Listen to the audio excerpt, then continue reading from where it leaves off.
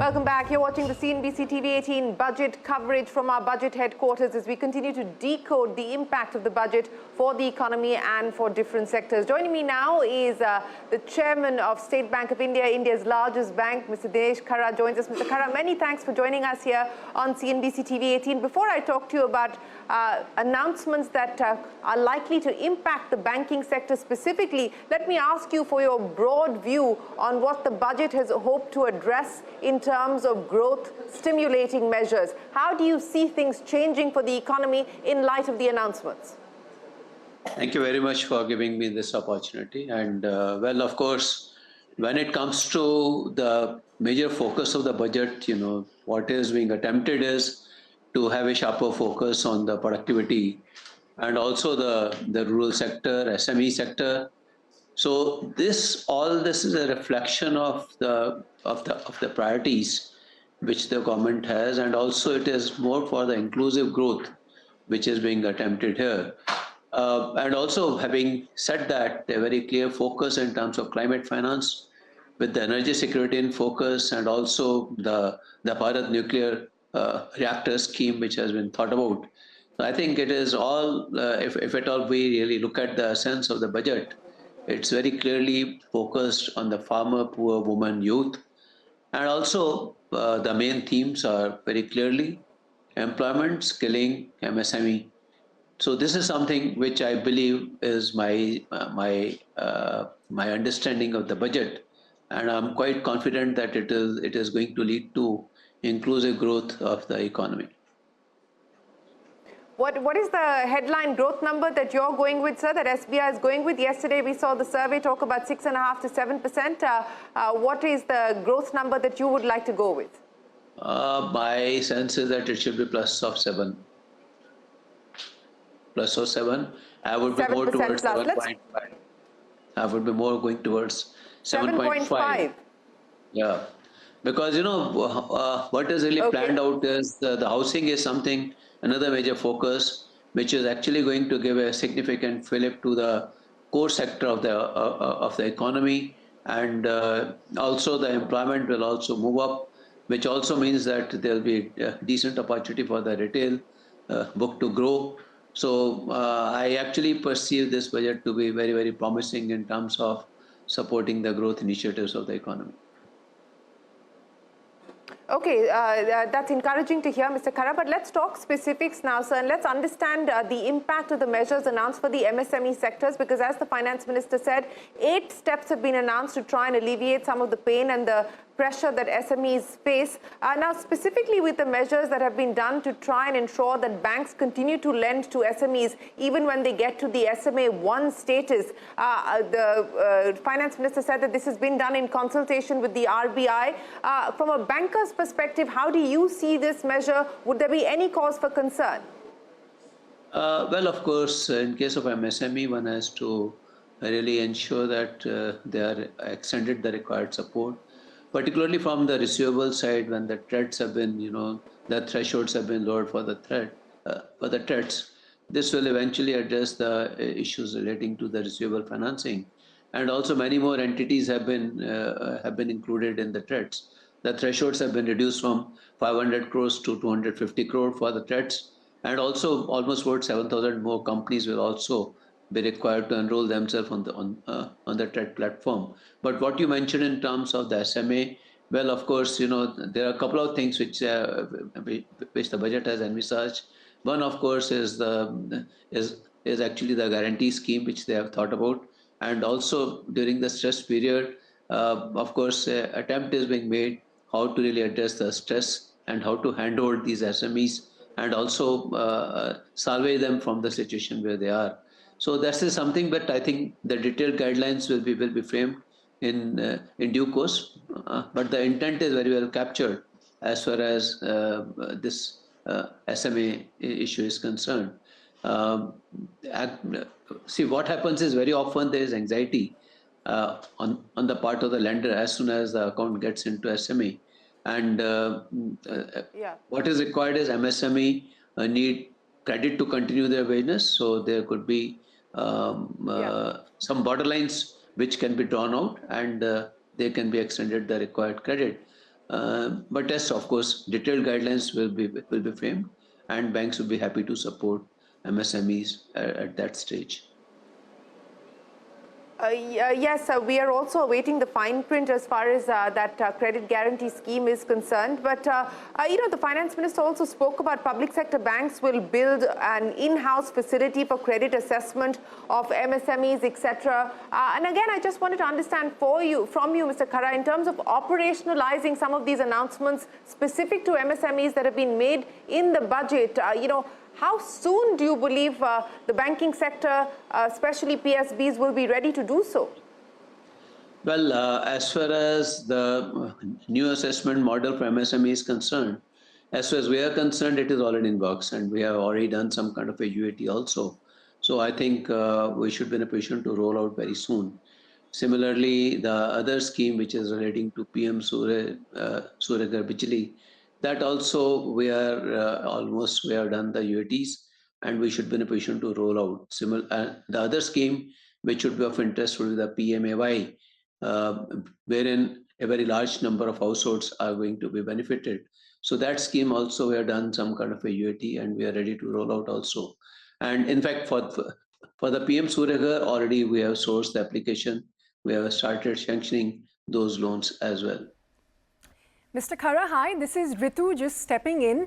A quick word to go back to the MSME proposal on, allowing lending to SMA category SMEs with the government guarantee fund.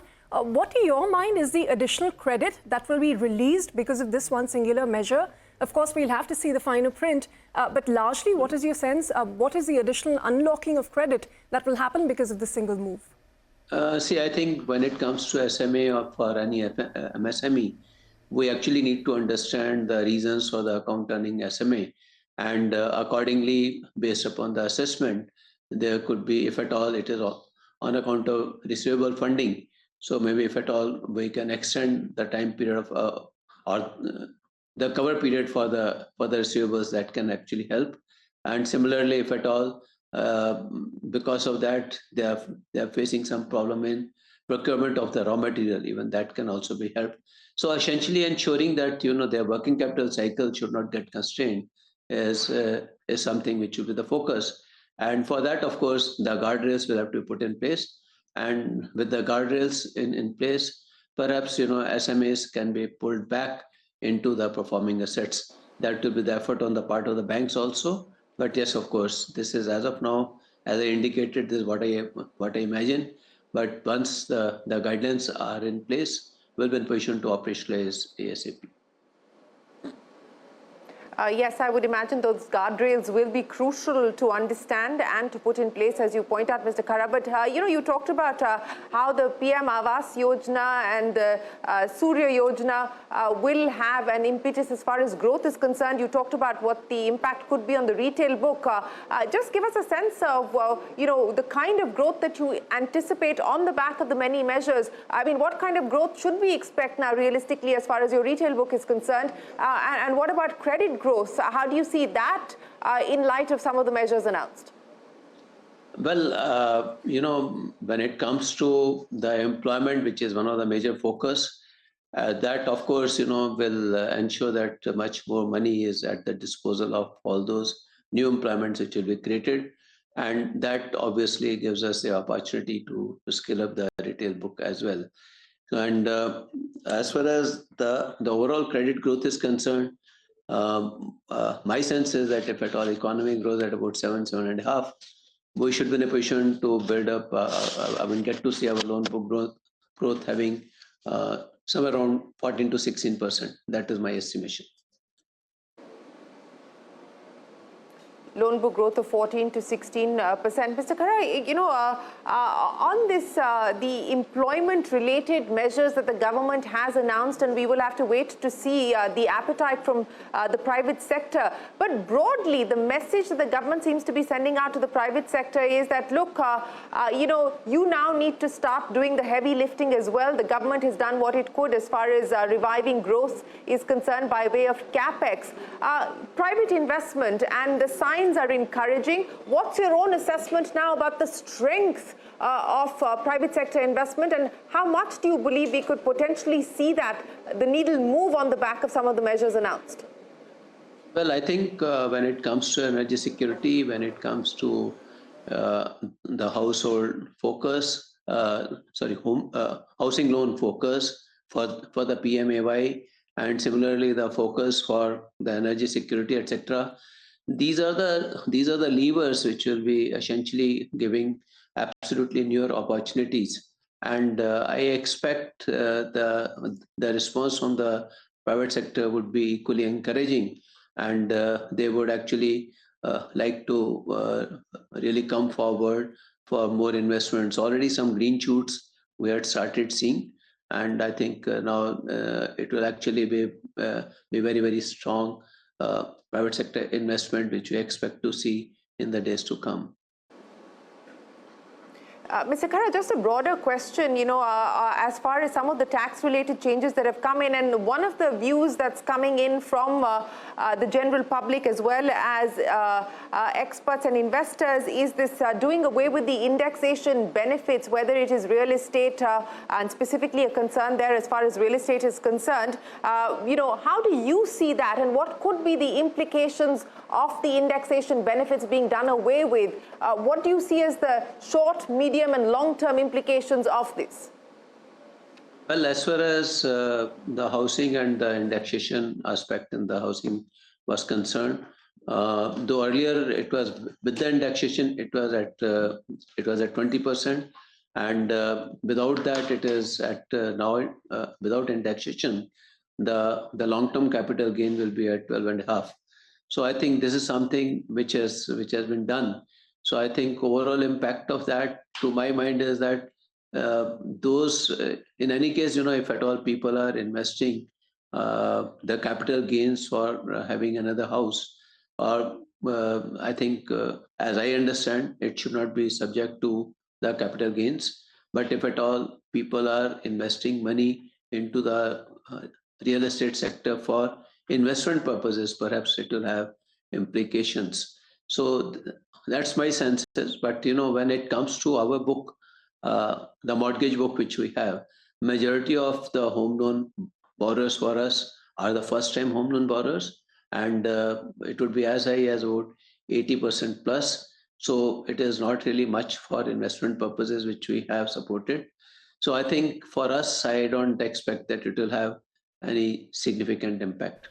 Mr. Khara, just to take forward that theme of, the capital gains tweaks that have been brought in, if you were to step back, any sort of direct or indirect impact that you see on deposits, going back to what the RBI governor said about, savings moving away from, good old just bank deposits into these capital markets. Overall, with all of the changes that have been brought in, do you think any, structural impact for you as a banker in your CASA? Do you see that?